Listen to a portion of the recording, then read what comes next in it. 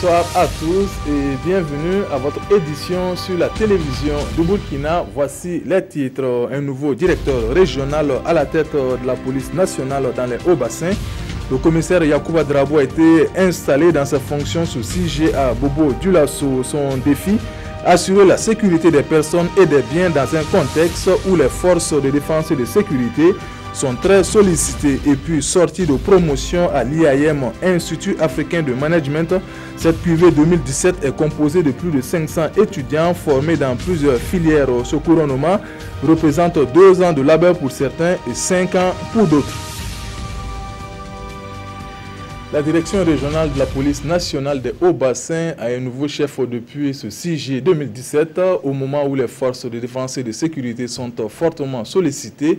Au regard du contexte, le commissaire Yacouba Drabo mesure l'ampleur de la tâche qui est la sienne pour sécuriser les populations et les biens. La passation de témoins s'est déroulée en présence de Bilidou Bazongo et Ali Traoré. Après avoir passé 2 ans et 8 mois à la direction provinciale du Kénédougou, il dépose ses valises aujourd'hui à la direction régionale de la police des Hauts-Bassins. Yacouba Drabo, pour sa connaissance de la région, aurait déjà une longueur d'avance et c'est avec sérénité qu'il accède à ce poste. Bon, le grand défi, c'est comme vous connaissez, c'est l'insécurité, sous toutes ses formes, l'incivisme. Et puis, bon, le terrorisme, si ça s'est présenté. Ces grands défis, le directeur régional sortant dit y avoir fait face au mieux. Après 2 ans et demi aux commandes, Omar Sy Traoré repart avec le sentiment d'avoir bien servi les populations des Hauts-Bassins. J'étais venu pour, en tout cas, assurer la sécurité des personnes et des biens. Alors, je crois que, humblement, j'ai pu faire ce que je devais faire. Je suis arrivé à un moment où tout était pratiquement à refaire. Après l'insurrection, il y avait des troubles sociaux un peu partout. Ensemble, nous avons réussi, avec votre soutien d'ailleurs, nous avons réussi en tout cas à faire ce qu'on pouvait. Cette passation de charge s'est déroulée dans une ambiance conviviale. Des prisons ont été remis au directeur sortant. Le président du conseil d'administration de la RTB était dans les locaux de la RTB de Fada. Il a à cette occasion visité les services de télévision et de radio et échangé avec les agents sur leurs conditions de travail. Le compte-rendu de cette visite avec Seydou Nikiema, Dandi Banga et Mahamadi Wedrago. Le président du conseil d'administration de la radiodiffusion télévision du Burkina, RTB, est en tournée à Fada Ngourma. Il est venu échanger avec les travailleurs de la RTB de Fada afin de s'enquérir de leurs conditions de travail. La RTB, dans les mois à venir, aura des missions spécifiques avec l'avènement de la TNT. La RTB doit encore élever son niveau de couverture, son niveau de production pour faire face à la réalité de la communication, de l'information dans notre pays. Donc il était de mon devoir de voir la réalité du fonctionnement de la RTB sur le terrain. Une rencontre au cours de laquelle les agents ont exposé leurs préoccupations au premier responsable du conseil d'administration de la RTB. Manque de personnel, ce sont les mêmes journalistes qui font les reportages à la radio, télé, qui font les antennes, les animations, la production. C'est vraiment difficile. Je voulais ici insister vraiment sur la formation au niveau des agents. Voilà, il y a d'autres qui sont sortis à l'école depuis, n'ont jamais fait de formation. Pourtant, vous savez qu'en matière de technologie, les choses évoluent. Donc, il faut vraiment chaque fois recycler les agents pour qu'ils puissent donner le meilleur d'eux-mêmes. Des préoccupations que Alexis Konkobo dit prendre note et promet de les transmettre à qui de droit. Il a aussi rassuré le personnel de l'amélioration de leurs conditions de travail dans les jours à venir. 12 au départ, c'est finalement Anita Seogo qui a été retenue pour représenter la région du centre au concours Miss Burkina 2017 prévu pour le 11 août prochain à Ouagadougou. Elle a surpassé les autres concurrentes avec une note de 7 sur 10. C'était au Sénasa ce 8 juillet. Rasman Zundi, Ismaël Diloma Sirima.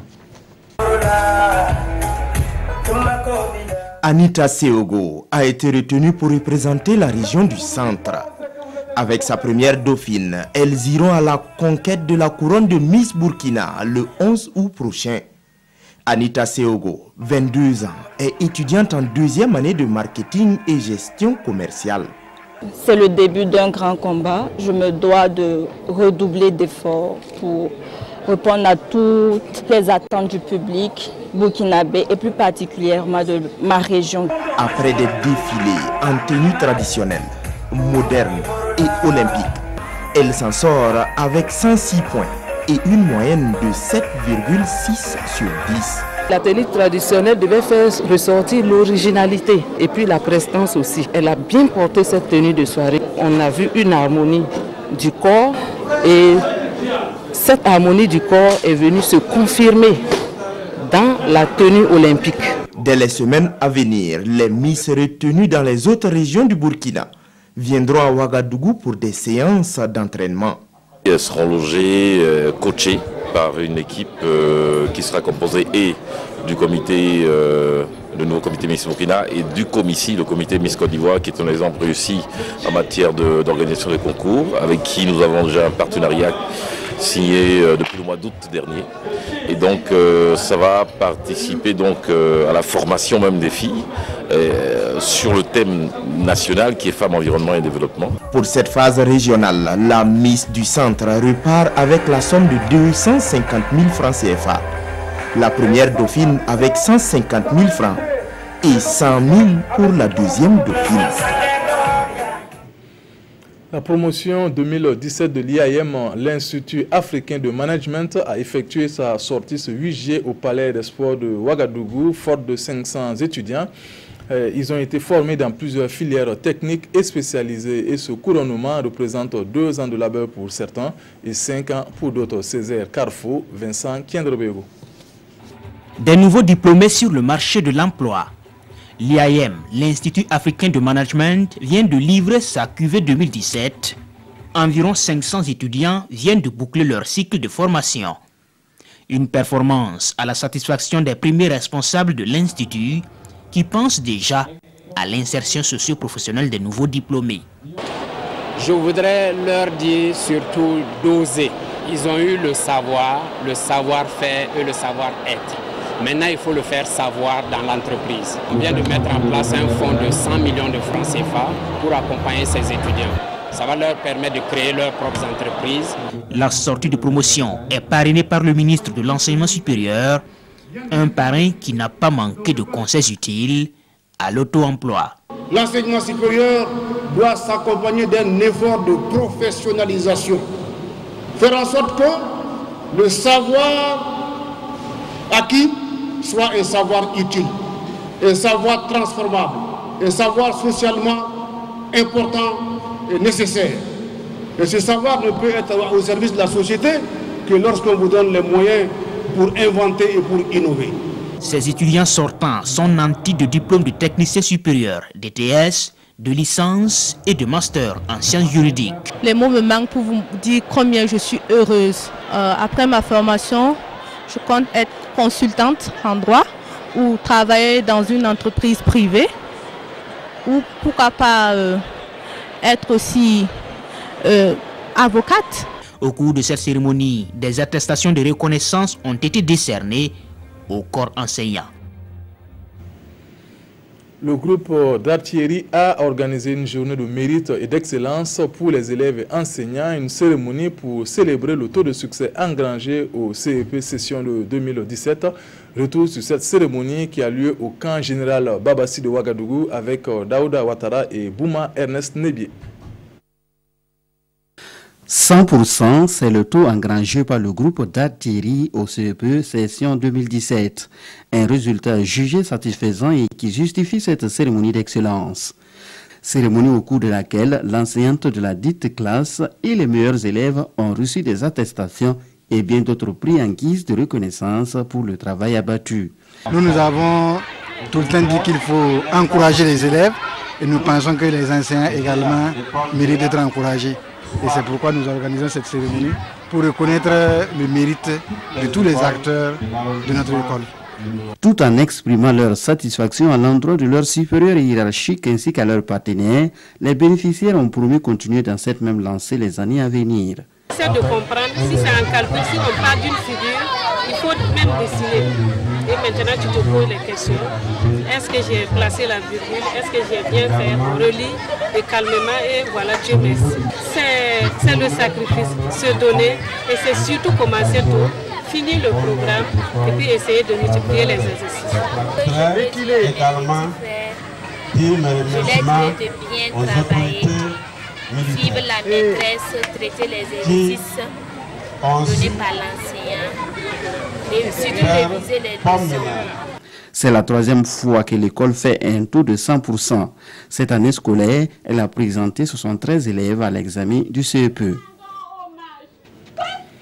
Fin d'année scolaire collective des écoles franco-arabes à Ouagadougou ce 8 juillet à l'initiative de la Fédération des associations des écoles franco-arabes. Éducation plurielle, socle d'un développement durable et harmonieux. Voici le thème de cette cérémonie. Jean Zongo, Vincent Kendrobego. Renforcer l'esprit de fraternité entre les écoles, c'est l'un des objectifs de cette cérémonie collective de clôture des établissements franco-arabes. À l'occasion, l'excellence scolaire a été célébrée avec des prix décernés aux élèves les plus méritants. Je suis la première à chaque examen. J'ai reçu des cadeaux et ça m'a bien plu. J'ai réussi un sac, un académie, un cahier et des bics. Les résultats scolaires dans ces établissements franco-arabes sont jugés satisfaisants et les responsables veulent s'inscrire dans une dynamique de l'excellence dans les prochaines années. Les résultats sont très satisfaisants comparativement à ceux de l'année passée. Bon, au niveau de la FAEFA, les résultats sont encore meilleurs. L'année prochaine, nous allons en tout cas essayer de mettre les bouchées doubles. La Fédération des associations des écoles franco-arabes a été créée en 2008. Elle est composée d'environ 80 établissements engagés dans la formation bilingue en français et en arabe. C'est la fin de cette édition. Peggy et Ouedraogo vous retrouvera pour le 20h. Bonne suite de programme sur la RTV. Bonsoir.